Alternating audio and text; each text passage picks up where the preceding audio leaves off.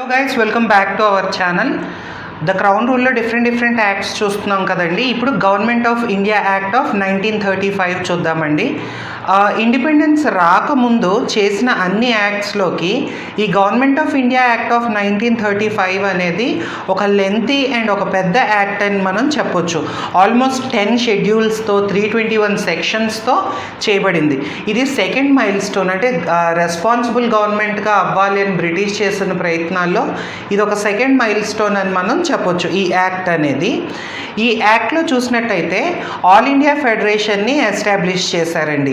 ఈ all India ఫెడరేషన్లో ఏంటి అంటే ఈ ప్రొవిన్సెస్ దాంతోపాటు ప్రిన్స్లీ స్టేట్స్ అన్నిటినీ కలిపి ఒక ఫెడరేషన్ కింద ఫామ్ చేసి అందులో సెంటర్ కింద 59 సబ్జెక్ట్స్, ప్రొవిన్స్కి 59 సబ్జెక్ట్స్, రెండిటికి కలిపి కాన్కరెంట్ లిస్ట్లో 36 సబ్జెక్ట్స్ పెట్టి నిర్ణయాలన్నీ వాళ్ళు తీసుకునేలాగా పెట్టారనమాట. అంటే 59 సబ్జెక్ట్స్లో ఓన్లీ సెంటరే నిర్ణయం తీసుకుంటుంది, ప్రొవిన్స్లో 59, నెక్స్ట్ కాన్కరెంట్లో 36 ఇలా పెట్టడం జరిగింది. ఈవెన్ ఇప్పుడు కూడా మనకు అలాగే ఉంది కదండి, సెంట్రల్ లిస్టు, స్టేట్ లిస్టు.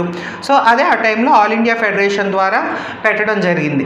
ఈ ఆల్ ఇండియా ఫెడరేషన్ ద్వారా ఏమన్నారంటే కంట్రీని మొత్తాన్ని ఒకే చోట ఒక జాయింట్ చేస్తాము, అంటే ప్రిన్స్లీ స్టేట్ సపరేట్గా లేకుండా జాయిన్ చేద్దాము అన్నట్టు వాళ్ళు చెప్పారు.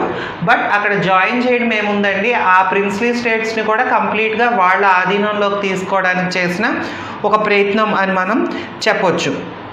Next abolished dyarchy. ఆ డయార్కీని అబాలిష్ చేసి ప్రొవిన్షియల్ అటానమీ, ఏ ప్రొవిన్స్కి వాళ్ళ అటానమీ అంటే వాళ్ళ రూల్స్ వాళ్ళు చేసుకోవచ్చు అని చెప్పి వాళ్ళకి ఆ స్కోప్ అనేది ఇచ్చారండి. అది 1937 నుంచి స్టార్ట్ అయింది. బట్ 1939కి మళ్ళీ ఆగిపోయిందండి. కాంగ్రెస్ వాళ్ళు ఆ 2 years కూడా రూల్ చేశారు. ఎక్సలెంట్ రూలింగ్ అని మనం చెప్పొచ్చండి. చాలా మేజర్ చేంజెస్ తీసుకొచ్చారు. బట్ 1939లో ఎందుకు ఎండ్ అయిపోయింది అని అంటే వరల్డ్ వార్ 2 బిగిన్ అయ్యింది. అప్పుడు బ్రిటిష్ వాళ్ళు వరల్డ్ వార్ 2లో మనల్ని కావాలని వాళ్ళని దూర్చి వాళ్ళు బలవంతంగా they took everything into their control again అనమాట. So adoption of diarchy at centre consequently, అంటే ఈ సెంటర్లో డయార్కీ అనేది చేద్దాము అని చెప్పి అనుకున్నారు. కానీ ఈ సబ్జెక్ట్స్ని ఎప్పుడైతే ట్రాన్స్ఫర్ చేసి రిజర్వ్ చేయడం జరిగిందో ఈ డయార్కీ మోడల్ అనేది ఇంకా సెంట్రల్ లెవెల్లో కూడా జరగలేదు. నెక్స్ట్ బైకామరలిజం అండి. బైకామరలిజం అంటే అప్పర్ హౌస్, లోయర్ హౌస్. ఇప్పుడున్న రాజ్యసభ, లోక్సభ ఈ విధానాన్ని ఎస్టాబ్లిష్ చేశారు. 6 ప్రొవిన్సెస్లో ఎస్టాబ్లిష్ చేశారండి. బెంగాలు, బాంబే, మెడ్రాస్, బీహార్, అస్సాం, యునైటెడ్ ప్రొవిన్సెస్ వీటిల్లో ఎస్టాబ్లిష్ చేశారనమాట. Next communal representation. గాంధీ గారు అంబేద్కర్కి మధ్య డిస్కషన్ జరిగి పూనం ప్యాక్ట్ తీసుకొచ్చి ఓకే హిందూస్ని డివైడ్ చేయొద్దు, ఏం అవసరం లేదు అని చెప్పి అనుకున్నారు. కానీ వినకుండా సపరేట్ ఎలక్టరేట్, డిప్రెస్డ్ క్లాసెస్కి సపరేటు, ఉమెన్కి సపరేటు, లేబర్కి సపరేట్ ఎలక్టరేట్ అనేది ఇచ్చారండి. అంటే ఉమెన్కి సంబంధించిన క్యాండిడేట్ని ఎలక్ట్ చేయడానికి ఓన్లీ విమెన్ మాత్రమే ఓట్ చేయాలి అనేలాగా కమ్యూనల్ ఎలక్టరేట్ రిప్రజెంటేషన్ అనేది ఇచ్చారు. వాళ్ళ ఉద్దేశమే మన కంట్రీని ఇంకా విడగొట్టేయాలి అని చెప్పి. Next abolished council. ఆల్రెడీ మనం అనుకున్నాం కదండి, కౌన్సిల్ ఆఫ్ మెంబర్స్, సెక్రటరీకి కౌన్సిల్ ఆఫ్ మెంబర్స్ ఉంటారని. ఆ కౌన్సిల్ని తీసేసి టీమ్ ఆఫ్ అడ్వైజర్స్ని పెట్టడం అనేది జరిగింది. నెక్స్ట్ 10% ఫ్రాంచైజ్ ఓటింగ్ రైట్స్ కొంచెం పెంచారండి. ఇండియన్ పాపులేషన్ ఎంతమంది ఉంటారో అందులో 10% మందికి ఓటింగ్ పవర్స్ అనేది ఇవ్వడం జరిగింది. ఇది కొంచెం సమ్వాట్ బెటర్మెంట్ అని మనం చెప్పొచ్చు.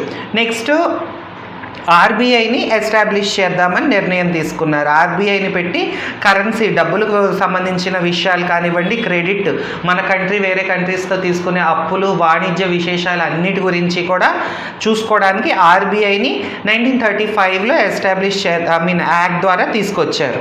Next establishment of federal public service commission, provincial public service commission, joint public service commission. Federal public service commission commission అంటే సెంటర్ లెవెల్లో ఈ ఎగ్జిక్యూటివ్ బాడీస్ని అంటే కలెక్టర్స్ ఇట్లాగా బాడీస్ని రిక్రూట్ చేసుకోవడం. నెక్స్ట్ ప్రొవిన్షియల్ పిఎస్సి అంటే ప్రొవిన్షియల్ లెవెల్లో పబ్లిక్ సర్వీస్ కమిషన్. జాయింట్ అంటే ఒక 2-3 ప్రొవిన్సెస్ 2-3 స్టేట్స్ కలిపి జాయింట్ అనమాట. సో ఇదనేది ఎస్టాబ్లిష్ చేశారు. ఈవెన్ ఇది ఇప్పుడు మన కాన్స్టిట్యూషన్లో ఇప్పటికీ కూడా మనకి కంటిన్యూ అవుతుంది. అదే మనకి సెంట్రల్ లెవెల్లో చూసినట్టయితే యూపీఎస్సి అండ్ స్టేట్ లెవెల్లో చూస్తే ఇప్పుడు ఏపీపీఎస్సి కానివ్వండి, టీఎస్పీఎస్సి కానివ్వండి, లేదు joint public service commission 2-3 states కలిపి కూడా జాయింట్ పబ్లిక్ సర్వీసెస్ రిలీజ్ చేస్తూ ఉంటారనమాట. నెక్స్ట్ ఇదే యాక్ట్లో వాళ్ళు ఫెడరల్ కోర్ట్ ఎస్టాబ్లిష్మెంట్కి కూడా స్టార్ట్ చేసి డిసిషన్ తీసుకోవడం జరిగింది. అండ్ ఇది 1937లో ఎస్టాబ్లిష్ అయిందండి. ఇది government of India act of 1935. మీకు అర్థమైందనే అనుకుంటున్నాను ఫ్రెండ్స్. ఏదైనా డౌట్ ఉన్నట్టయితే కామెంట్ చేయండి. ఈ యాక్ట్ కొంచెం చాలామంది అర్థం చేసుకోవడానికి డిఫికల్ట్గా ఫీల్ అవుతారు. నేను ఉన్న పాయింట్స్ అన్నీ కూడా విడమర్చి చెప్పడానికి ట్రై చేశాను. ఇంకా కూడా ఏదైనా డౌట్ ఉన్నట్టయితే కామెంట్ చేయండి. నేను కామెంట్స్లో ఇంకా ఏమైనా స్కోప్ ఉంటే ఎక్స్ప్లెయిన్ చేయడానికి ట్రై చేస్తాను. మీకు నచ్చినట్టయితే లైక్ చేయండి, మీ ఫ్రెండ్స్తో షేర్ చేయండి. మన ఛానల్ని ఇప్పటిదాకా సబ్స్క్రైబ్ చేసుకున్నట్లయితే మన ఛానల్ని సబ్స్క్రైబ్ చేసుకోండి. Thank you for watching and happy learning.